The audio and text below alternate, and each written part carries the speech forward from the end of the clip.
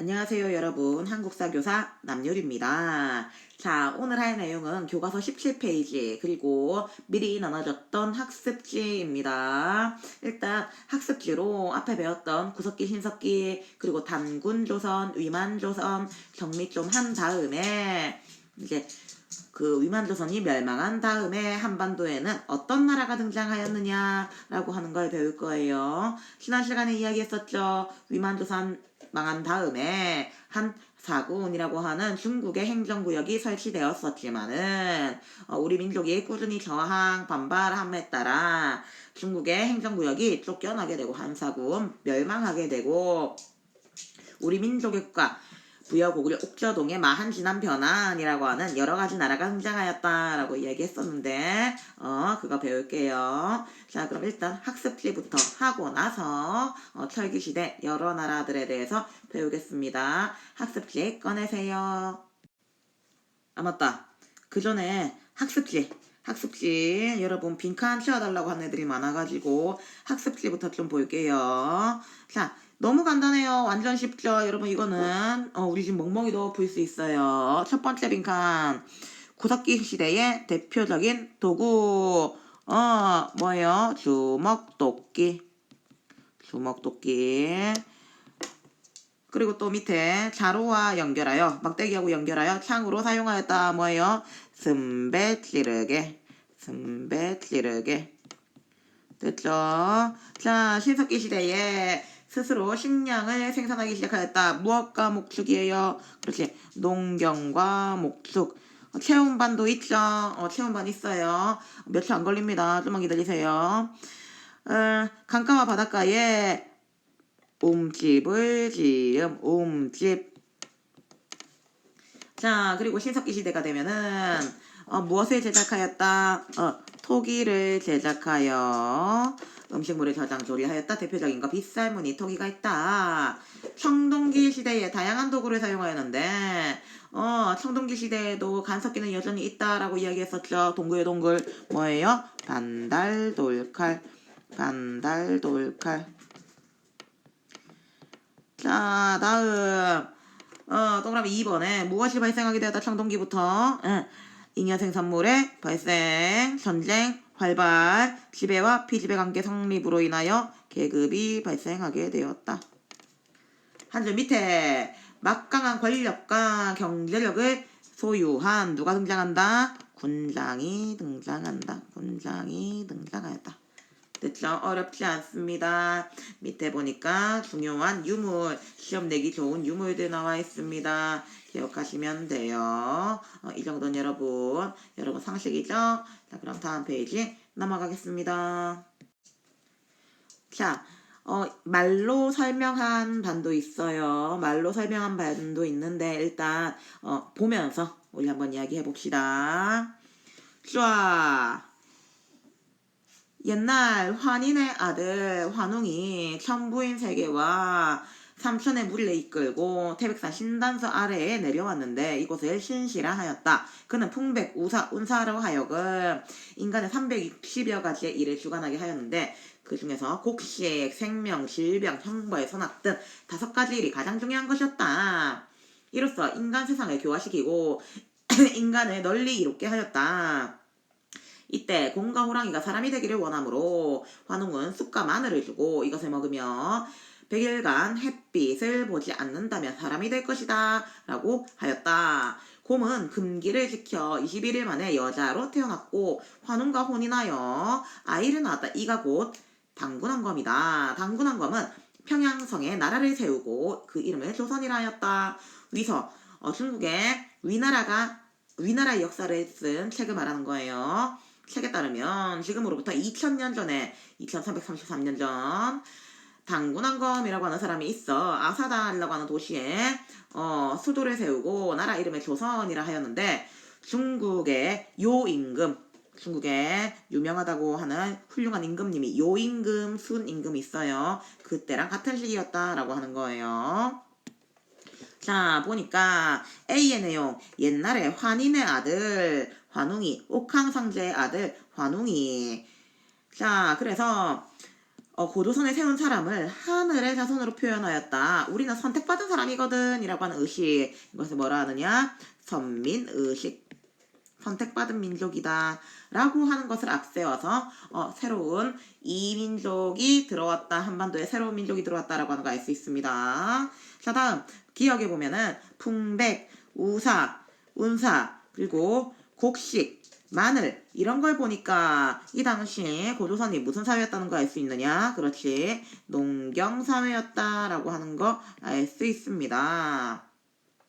다음, 환웅과 그의 집단이 인간 세상을 주관하였다라고 하는 것을 통해 무엇을 알 수 있느냐? 바로 계급이 등장하였다, 신분제가 있었다라고 하는 걸 알 수 있어요. 자, 그러면 디귿의 내용이 뭐예요? 인간을 널리 이롭게 하였다. 자, 당연히 알 수 있죠, 여러분. 많이 알 거예요. 뭐다? 홍익인간의 이념을 가지고 나라를 다스리려고 하였다라고 하는 거. 다음, 리을에 곰은 금기를 지켜. 한마디로 금기사항이죠.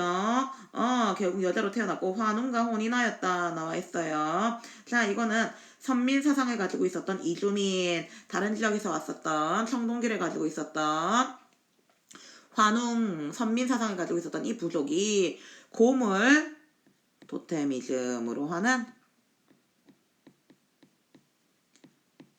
기존의 부족과 결합하였다. 이 과정에서 호랑이 부족이 팽당하였다라고 하는 거 알 수 있습니다. 미음, 당군왕검이라고 하는 사람이 나라를 다스렸다라고 돼 있는데 사실 이게 사람 이름이 아니라 지배자의 친구다라고 생각을 하는 거죠. 당군이라고 하는 말은 사실 여기 만주, 요동 이 지역의 사투리로 기록이 남아있어요. 그 당시에 무당을 당구리라고 불렀다고 하거든요. 그러니까 이것은 결국 제사장을 뜻하는 거죠. 제사장. 그리고 또 왕검이라고 하는 것은 군장. 한마디로 정치적 지배자예요. 결국 고조선이라고 하는 나라는 당군, 왕검, 제사장과 군장이 하나인 나라였다. 한마디로 무슨 나라였다? 재정일치 사회였다라고 하는 것을 알 수 있습니다. 됐나요? 오케이. 자, 그리고 또 밑에를 볼까요? 선생님 이거 밑에는 무슨 내용인가요? 이거 고조선과 관련돼서 많이 나오는 일기 자료입니다. 그래서 여러분이 고조선으로 시험 문제가 나온다 하면은 이거 말고는 일기 자료가 안 나와요. 그러니까 이거 정도는 알아두면 좋겠죠. 여기 기억에 나와 있는 내용은 뭐예요? 위만이 준왕 나와 있죠. 준왕을 뒤통수 치고 결국 당군조선을 빼앗고 위만조선을 세우게 되었다라고 하는 내용 나와 있습니다. 준왕은 그 이후에 어떻게 되었는지 나와 있죠. 한반도 남쪽으로 내려가서 결국 또다시 왕이 되었다 나와 있습니다. 자, 그리고 니은 내용은 무엇이냐? 니은의 내용은 이 내용은 맨 밑에 보세요. 조선을 평정하고 사군을 설치하였다 나와 있죠. 이거는 한무제랑 고조선이랑 싸웠지만은 결국 고조선이 멸망하게 되었다라고 하는 그 내용이 바로 니은의 내용입니다. 우거 나와 있죠. 이 우거라는 사람이 위만의 손자였어요. 다음 디귿에 보세요. 사군 중국의 행정구역을 설치했더니만은 그리고 중국 사람을 관리로 뽑아왔는데 원래는 조선의 백성들이 고조선 사람들이 밤에도 문단속하지 않을 정도로 범죄가 없었다. 그런데 중국인들이 들어오게 되면서 계속 저항하고 거부하고 독립운동하면서 지금은 60여 개나 되는 법이 생겼다. 원래는 법이 몇 개였는데 우리 배웠었어요. 교과서에서 8조의 법 기억나죠? 원래는 8개밖에 되지 않았던 법이 이제는 60여 개나 되었다. 사람들 살기가 겁나 힘들어졌다라고 하는 내용이에요. 됐나요? 자, 그리고 우리 밑에 있는 이 8조의 법은 교과서에서 했으니까 그냥 언급만 하고 지나가겠습니다. 잘 생각하세요. 기억하세요. 8조의 법, 이것이 의미하는 것은 무엇이었는가 라고 하는 거 수업 시간에 이야기했습니다. 됐죠? 자, 그러면 우리 이제 교과서 진도 나갈게요. 교과서 들어갑니다. 자, 교과서 17페이지입니다. 본문 볼게요. 한은 고조선의 일부 영토에 낙랑군 등 9년을 설치하여 다스렸다. 낙랑군 기억나요? 한해 4가지 9년 행정구역 중에서 맨 마지막까지 남아있었던 그 9년입니다. 주변의 여러 정치 세력들은 한 9년의 수탈에 맞서서 저항하면서 성장하였다. 그 과정에서 만주와 한반도 지역에는 부여, 고구려, 옥저동의 마한진한 변한 세 개의 한이 성장하게 되었다. 자, 그리고 부여, 고구려, 삼한은 여러 소국이 연맹을 구성하고 연맹의 대표로 왕을 선출하는 연맹왕국의 형태였다. 자, 밑줄 좀 칠게요. 어디 갔노? 만주와 한반도 지역에는 부여, 고구려, 옥저동의 삼한이 성장하였다. 부여, 고구려, 삼한은 여러 소국이 연맹을 구성하고 연맹의 대표로 왕을 선출하는 연맹 왕국의 형태였다 나와 있습니다. 선생님, 연맹 왕국이 뭔가요? 이거 색칠 실수로 잘못한 거예요. 자, 연맹 왕국이 뭔가요? 연맹 왕국 좀 설명할게요. 자, 국가는 맨 처음에 국가의 권력이에요. 권력이 어떻게 나누어지느냐, 왕은 얼만큼 강하냐라고 할 때 국가는 이렇게 발전을 한대요. 맨 처음에는 그냥 특정 구역을 다스리는 족장들, 추장들, 부족장들이 따로따로 나누어져서 자기의 구역만 다스리는, 이 사람들을 대표로 하는 하나의 대표적인 인물은 있다 없다?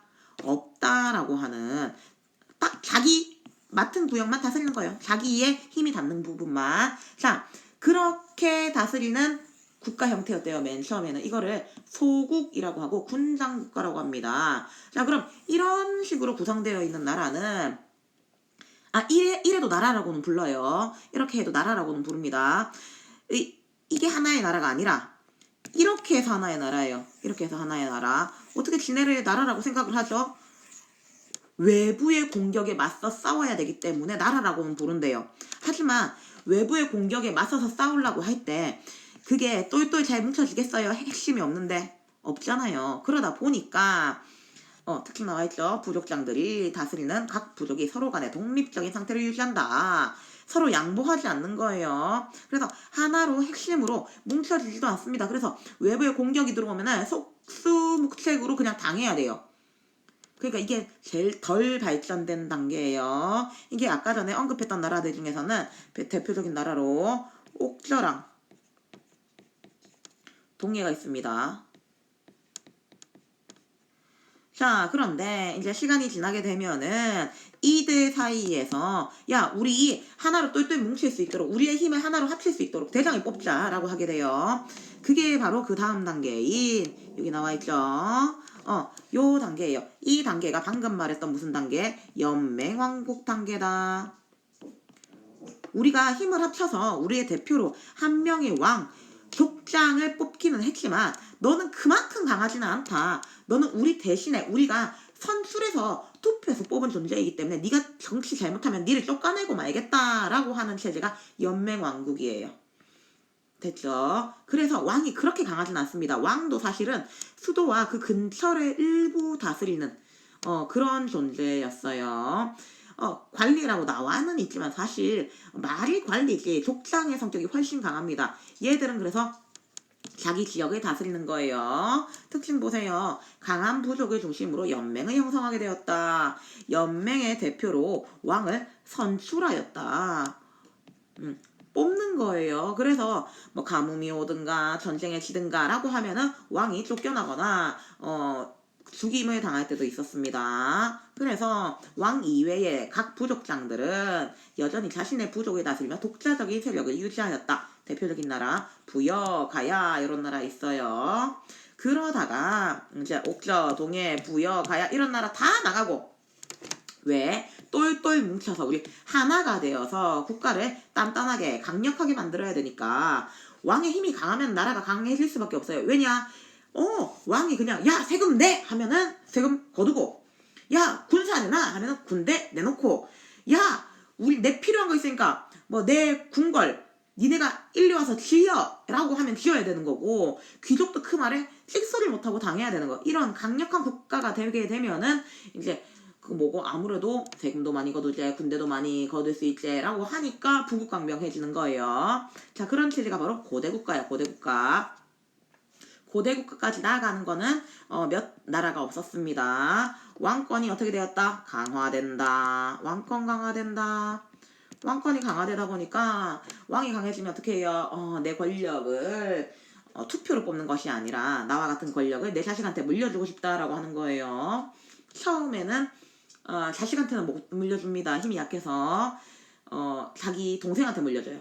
자식은 어린데 동생은 어른이니까. 그러다가 왕의 힘이 더 강해지면은 이제 자식한테 물려주게 되는 겁니다. 뿅. 족장들의 독자적인 세력, 영역, 구역 없이 모두 다 왕 밑에 월급 받는 귀족, 관리 신분으로 바뀌게 된다라고 하는 거. 자, 여기까지 나가게 되는 거는 어느 나라만 가능한가요? 그렇지, 여러분 잘 아는 나라들. 고구려, 백제, 신라. 요 나라들만 가능합니다. 됐죠? 이거 기억하세요. 국가의 발전 단계는 맨 처음에는 핵심이 없는 자기들끼리 그냥 자기 영역을 다스리는 소국 군장 국가 단계였다가 대표를 선출하는 연맹왕국 단계로 가게 되지만은 이들 역시 외부 세력에 대해서는 강력하게 대응하지 못하고 그리고 또 강력한 왕권을 바탕으로 하는 부국강병을 이루지 못했기 때문에 이들도 사라지게 되고 안타깝죠. 가야가 사라지는 거. 자, 그리고 결국에는 일부 강력한 왕권을 구축했던 나라들 고구려, 백제, 신라만 고대국가 단계로 나아가게 되었다라고 하시는 걸 기억하시면 됩니다. 됐죠? 자, 그럼 교과서 맞아볼게요. 여러 나라가 나와 있습니다. 자, 부여는 일찍부터 주변 중국 왕조와 교류하며 발전하였고, 그래서 중국의 기록을 보면은 부여는 되게 좋은 나라로 표현되어 있습니다. 착하다, 온화하다, 뭐 사람들이 욕심이 없다라고 표현되어 있어요. 전쟁 안 했기 때문에. 왕 아래에 마가, 우가, 저가, 구가를 비롯한 제가 여러 명의 가다라는 뜻이에요. 제가들이 사출도라고 불리는 독자적인 영역을 다스렸다. 마가, 우가, 저가, 구가. 이거 중요하니까 기억하도록 하세요. 부여라고 하는 나라가 생각보다 되게 높은 자리에 위치해 있습니다. 지금 우리 국경선이 북한의 국경선이 여기잖아요. 자, 그런데 이거보다 훨씬 위에 있어요. 그러다 보면 농사가 잘 안 됩니다. 부여에서는 무엇보다 중요한 거 농경 플러스 목축이었어요. 동물을 많이 가지고 있어야지 여러분 부유층이었습니다. 권력이었어요. 그러다 보니까 왕 바로 아래에 있는 높은 권력을 가진 사람인데도 불구하고 마가, 우가, 저가, 구가 동물의 이름을 본따서 이름을 만들었습니다. 마가 말님, 우가 소님, 구가 개님, 저가 돼지님이라고 하는 거예요. 그만큼 부여에서는 가축이 많다라고 하는 게 권력이 되었다라고 하는 게 반영되어 있는 거예요. 자, 여러분, 이 마가, 우가, 저가, 구가, 그러니까 사출도, 이들이 다스리는 영역을 사출도라고 했습니다. 아까 연맹왕국 기억나죠? 왕은 수도를 근처로 하는 그 핵심 지역만 다스리고 나머지는 전부 다 독자적인 영역을 가지고 있었던 마가, 우가, 저가, 구가가 자신의 구역을 다스렸다 했잖아. 그 구역을 부여에서는 사출도, 4개로 나가는 길, 내구역으로 나가는 길 사출도라고 불렀습니다. 자, 이 마가, 우가, 저가, 구가와 사출도를 본따서 만든 우리나라 민속놀이가 있으니 그 민속놀이가 무엇이다? 바로 뿅. 이거 한국사 능력 검정 시험에 나온 적이 있어서 이야기하는 거예요. 윷놀이. 오케이? 자, 그래서 독에 걸린 모 있잖아요. 도야지. 돼지란 뜻이래요. 개래요. 걸윷 이건 찾아봤는데 잘 모르겠어요. 그냥 거기까지만 아세요. 자, 그러하였다라고 하는 거. 됐죠?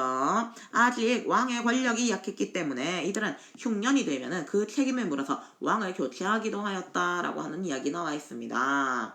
그리고 또 밑에 읽기자를 보니까 뭐라 돼 있노? 옛날 부여의 풍속은 가뭄이나 장마가 계속되어 곡식이 잘 익지 않으면은 큰일 나겠죠. 그 과실, 잘못을 왕에게 돌려서 왕의 마땅히 바꾸어야 된다. 혹은 죽여야 한다라고 주장하였다. 부여에서 읽기자료 자주 나오는 거예요. 됐죠? 자, 그리고 또 부여에 대해서 또 중요한 게 뭐가 있겠노? 지도를 보니까 지도 이거 별 곱하기 이렇게 짜리예요.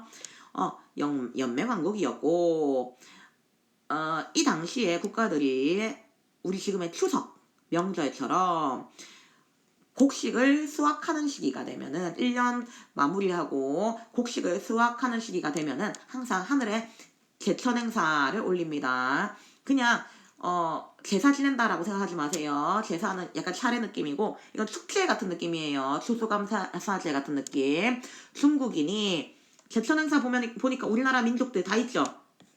중국인이 우연히 역사 기록을 하기 위하여 부구려, 고구려, 옥저, 동해, 마한, 진안, 변한 이거를 전부 다 돌았었는데 와 얘들은 전부 다 제천 행사를 하네. 와 씨 한 일주일 동안 잠도 안 자고 캠프파이어를 하면서 술 마시고 노래 부르고 춤추고 정말 어메이징한 민족이다라고 하는 기록을 남긴 게 남겨 있어요. 여러분의 조상님답죠? 예, 그런 거예요. 자, 그런데 부여의 제천 행사의 이름, 고구려의 제천 행사의 이름, 옥저와 동해의 이름, 그리고 사만의 이름, 이거 전부 다 외워야 돼요. 시험에 잘 나오거든요. 자, 쉽게 외우는 방법 드립 가르쳐 줄게요. 부여는 제천 행사의 이름이 뭐였느냐? 영고라고 하는 제천 행사가 있었다. 부영고 하면 되겠죠? 부영고, 오케이? 자, 기억하세요. 미리 이야기하자면 고구려 같은 경우에 제천 행사 이름이 동맹입니다. 동맹, 그쵸? 동맹은 어떻게 외우면 될까? 뭐 이렇게 외워도 됩니다. 고구려는 전쟁을 워낙 많이 하니까 동맹 국가가 필요했다라고 외워도 되고. 얘들아, 고구려 세운 사람 이름이 뭐죠? 아름다운 이 땅에 금수강산에 당군 할아버지가 터 잡으시고 홍익인간 뜻으로 나라 세우니 대대손손 훌륭한 인물도 많아. 고구려 세운 동명왕, 그쵸? 주몽의 이름, 주몽은 왕이 되기 전의 이름이고 왕 된 다음에는 동명왕 혹은 동명성왕이라 불렀거든요. 고구려는 제천 행사 때 시조였던 동명왕에 대한 제사를 지냈습니다. 그래서 제천 행사 이름이 동명 하다 보니까 동맹으로 바뀌었대요. 뻥 아니면 이거 드립 아니에요, 진짜예요. 다음 여러분한테 하나 덜 외우라고 옥저의 제천 행사 이름은 기록이 안 남아 있습니다. 동해의 제천 행사 이름은 무천. 어떻게 할까? 이건 드립이에요. 동해 사람들이 캠프파이어 하면서 어떻게 했다? 어깨 동무 하면서 했다. 이렇게 하면 되겠네. 됐죠? 자, 기억하세요. 절대 시험은 이런 거, 이 정도의 레벨로는 절대 서술형 안 나오니까 이 정도 앞글자만 따서 외우면 돼요. 삼한, 마한, 진한, 변한 세 개 합쳐가지고 마한, 진한, 변한 삼한에는 제천 행사가 여기는 변홍사 듣기 좋잖아요. 그러다 보니까 2번 있어요. 2번 5월에도 하고 씨 뿌릴 때 그리고 추수할 때도 하고 10월 달에. 자, 그 2개 있다라고 하는 것만 기억하고 계절제라고 하는 게 있었다, 존재했다라고 하시는 거 기억하면 됩니다. 마한이라고 하는 나라는 나중에 백제로 바뀌고 진안이라고 하는 나라는 신라로 바뀌고 변안이라고 하는 나라는 여러분의 가야, 김해, 가야로 바뀌게 됩니다. 그리고 또 이건 드립이에요. 드립 하나 가르쳐 주자면은 여러분 핸드폰 자판에 보면은 미음에다가 획 하나 더 하면 뭐가 돼요? 비읍 되죠? 그러니까 마하는 백제가 되었다 생각하세요. 자, 그리고 또 지읒이잖아. 핸드폰 자판에서 획을 하나 없애면 뭐가 돼요? 시옷 되잖아. 그치? 그러니까 신라가 되었다 생각하시면 돼요. 비읍은 변화는 그냥 남은 거니까 그냥 그렇게 외우세요. 됐죠? 다음입니다. 자, 그러면은 부여 말고 아니다. 부여 교과서에 진짜 조금밖에 안 나와 있거든요. 부여에 있는 풍속들 이거 말고 또 몇 개가 더 있는데 뭐가 있느냐? 또 있는 거. 그 뭐고 흰 옷을 좋아한다. 흰 옷을 즐겨 입는다. 그리고 또 뭐가 있느냐? 한 개 더. 순장이라고 하는 풍습이 있었다. 순장이라는 풍습이 있었다. 순장이 뭐예요? 권력자가 죽고 나면은 무덤을 만들 때 그 권력자가 먹고 묻고 사용했던 보물들 다 같이 묻는 거예요. 그리고 심지어는 마누라도 묻고 노비도 묻고 왕이 죽으면은 궁녀들도 전부 다 묻는데요. 중국에서 넘어온 풍습입니다. 중국에서는 살아있는 사람 그대로 묻었대요. 생매장이에요. 하지만 우리 민족은 워낙에 정이 많은 민족이기 때문에 일단 사람은 죽인 다음에 묻었다고 그런 차이가 있었다고 해요. 선생님, 고놈이 고놈 아닙니까? 내가 보기에는 여러분 생매장이 더 무서운 것 같아서 그냥 그렇게 이야기한 거예요. 됐죠? 자, 그리고 또 뭐가 있노? 이 정도 하면 될 것 같네요. 부여에는 이 정도의 특징이 있었다라고 하는 거를 기억하시면 됩니다. 됐죠? 자, 그러면 이제 우리 한번 고구려 한번 볼까요? 고구려. 얍. 여러분, 내가 그냥 교과서 보면서 설명하려다가 내용이 뭐가 너무 없어가지고 그냥 표를 만들어서 가져왔어요. 이 표는 나중에 내가 학습지 나눠주긴 할 거거든요. 근데 빈칸으로 나눠줄 거예요. 그러니까 지금 한국사 노트에다가 필기할 사람들은 필기 미리 해도 괜찮습니다.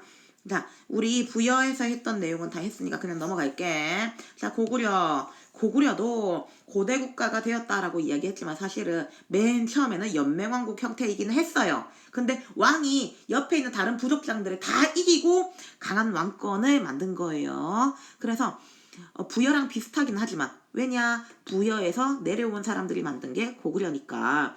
부여에서 내려온 사람 누구였어요? 주몽 기억나죠? 자, 고구려가 그래서 초반부에는 부여랑 엄청 많이 비슷했다. 자, 고구려가 부여에는 사출도 4개의 구역이 있었던 것처럼 고구려에는 몇 개의 구역이 있었느냐? 5개의 구역이 있었다. 이 5개의 부족들이 회의를 한 다음에 그 중에서 왕을 선출했었다라고 하는 거. 이 5개 부족의 귀족회의, 부족장의 회의를 뭐라 부르느냐? 여러 제자예요. 여러 명의 가들이 모여서 회의를 하였다. 제가 회의. 사출도에서도 가가가 했다 이거 맞지?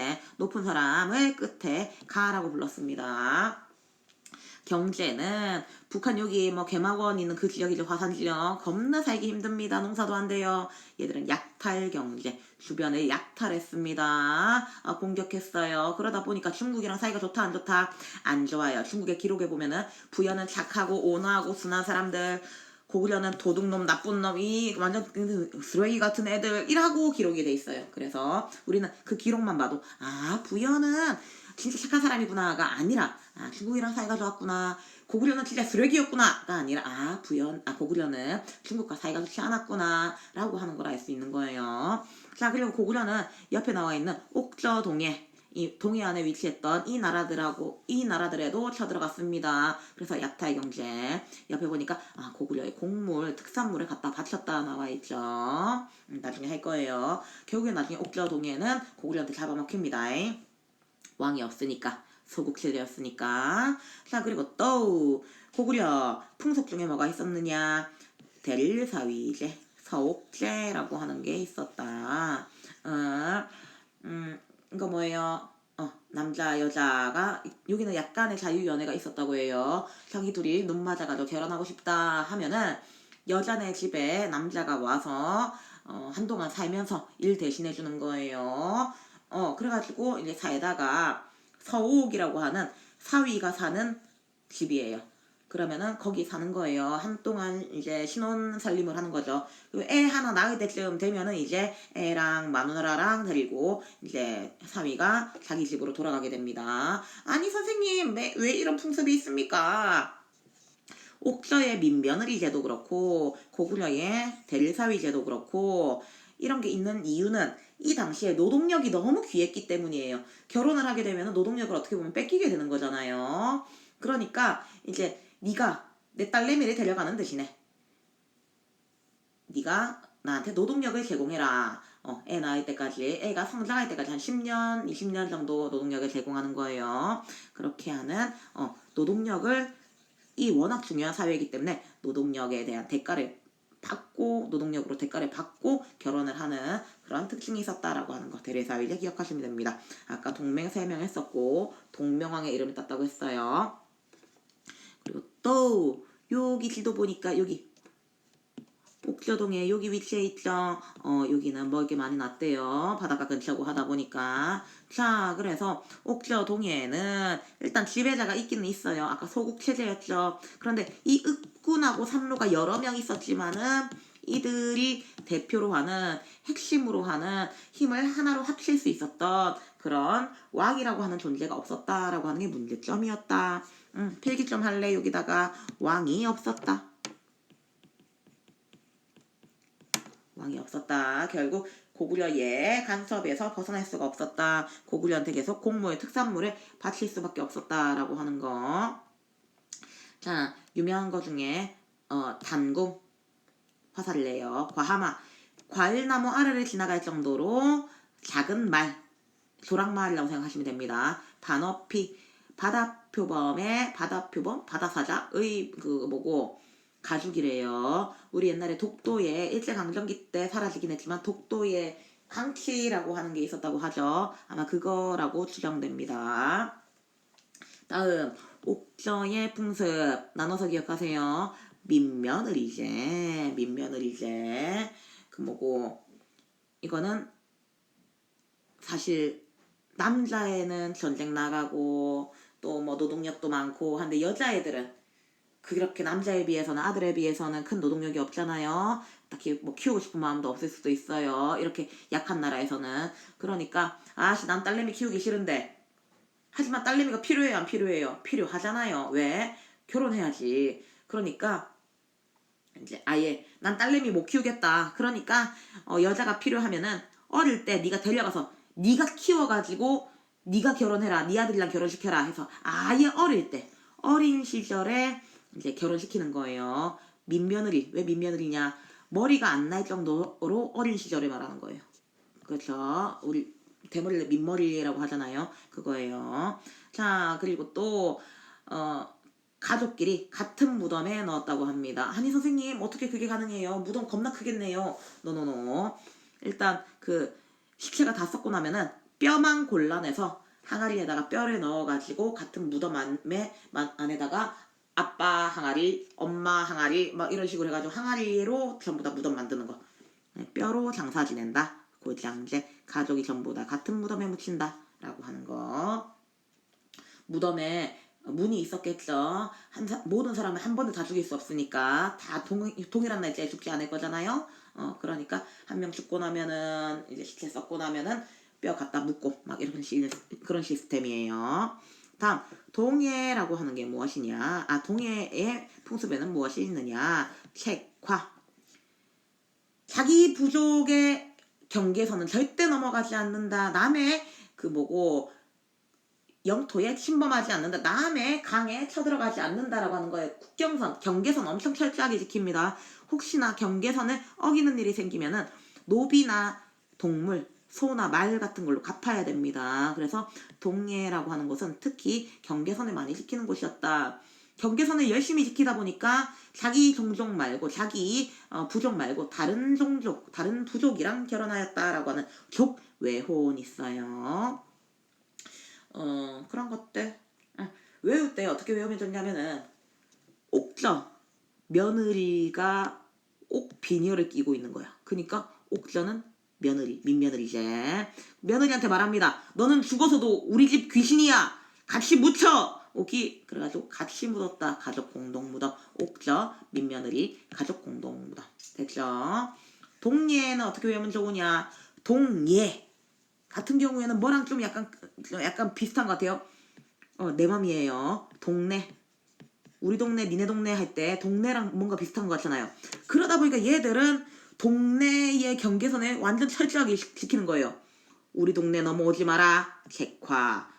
우리 동네 말고 다른 동네 여자랑 결혼해야지. 족외혼. 뭔 말인지 알겠죠? 그렇게 외우세요. 다음 마한, 진한, 변한. 삼한 지역이에요.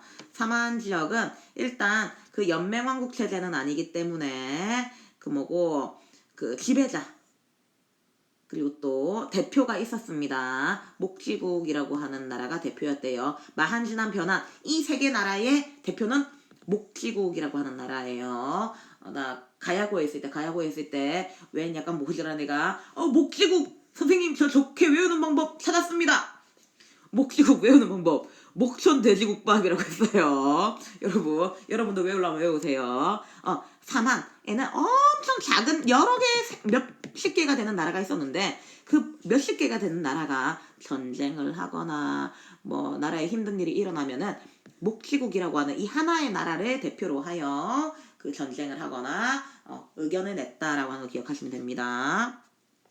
자, 그리고 밑에 지방이다 보니까 아무래도 벼농사가 발달했고, 특히 변한이라고 하는 지역은 나중에 가야가 되죠. 철이 매우 많이 났다. 철 생산이 풍부했다. 그래서 가야의 유물유적 보면은 철로 만든 뭐 갑옷이라든가 이런 거 되게 많잖아요. 그 때문이에요. 자, 사만에서 제일 시험 문제 많이 나온다라고 하는 건 요거예요. 재정분리사회였다라고 하는 거. 재정 일치사회는 어디였어요? 고조선이었잖아요. 그래, 당군왕검이라고 하는 제사장이자 정치인이었던 당군왕검이 나라를 다스렸잖아요. 자, 그런데 삼하는 재정분리사회이기 때문에 정치적 지배자와 종교적 지배자, 그러니까 제사장이 서로 다른 사람이었습니다. 정치적 지배자가 여기 있는 신지읍차라고 한다면은 종교적 지배자는 천군, 하늘의 임금으로 불리는 사람이었거든요. 이 사람이 다스리는 지역은 소도라고 해서 구분이 되어 있었고, 신지나 읍차가 함부로 소도 지역에는 절대 못 들어갑니다. 도둑질을 하거나 살인을 한 사람이 소도의 지역으로 들어간다, 천군이 다스리는 소도로 들어간다라고 하면은 군대를 끌고 들어갈 수 없다 라고 하는 규칙까지 있었다고 해요. 기억하세요. 그리고 사마는 벼농사를 짓는 지역이었기 때문에 씨 뿌리는 때, 그리고 또 추수하는 때 1년에 2번 제사장사를 지냈다 기억하시면 됩니다. 됐나요? 내가 혹시나 까먹고 말 안 한 거 있으면 바로 온라인 수업할 때, 오프라인 수업할 때 가르쳐 줄게요. 자, 그럼 본문 필기 좀 할게요. 부여에서 내려온 주몽은 압록강 근처의 토착 집단과 연합하여 졸본이라는 도시에다가 고구려를 건국하였다. 고대국가가 되기 전에 초기의 고구려는 오부연맹체였다. 아까 얘기했어요. 한편 함경도, 강원도 동해안에 자리 잡고 있었던 옥저 동해는 한 9년 낙랑군과 고구려의 압력 때문에 크게 성장하지 못하였다. 왕이 없는 나라였다. 기억나죠? 자, 그리고 또 한반도 중남부 지역에는 고조선이 멸망한 이후에 남쪽으로 내려온 유이민 집단과 토착 세력이 결합하면서 마한진암 변한이라고 하는 사만이 형성되었다. 사만은 여러 개의 소국으로 구성된 연맹체였는데 마한의 목지국이 가장 강했다. 이야기 나와 있고 아까 이야기했었어요. 사만을 대표하였다. 또한 어머나 중요한 거 나와 있네. 중요한 거 뭐예요? 천군, 소도. 천군과 서도 기억하시면 됩니다. 천군과 서도. 천군, 서도. 됐죠? 설명 다 했었던 거예요. 뭐 혹시 이해 안 되거나 하면은 여러분 오프라인 수업하면서 그때 물어보시면 됩니다. 여러분 오늘 고생 많았어요. 여러분이 느끼기에 동영상 수업이 더 나은지 아니면은 실시간 수업이 더 나은지 모르겠는데 동영상 수업을 하다 보면은 여러분 출석 체크한다고 내가 시간을 전부 뺏겨가지고 진도를 못 나가요. 그래서 여러분이 아무리 실시간 수업이 좋다 하더라도 중간중간에는 진도를 나가기 위해서 영상 수업을 좀 해야 될 것 같습니다. 여러분이 이해를 하세요. 우리 진도 나가야죠. 언제까지 여러분 고구려 백제 신라만 배울 거예요? 그쵸? 오케이, 여러분 1시간 동안 고생 많았습니다. 여러분 화이팅! 다음 시간에 봐요. 안녕!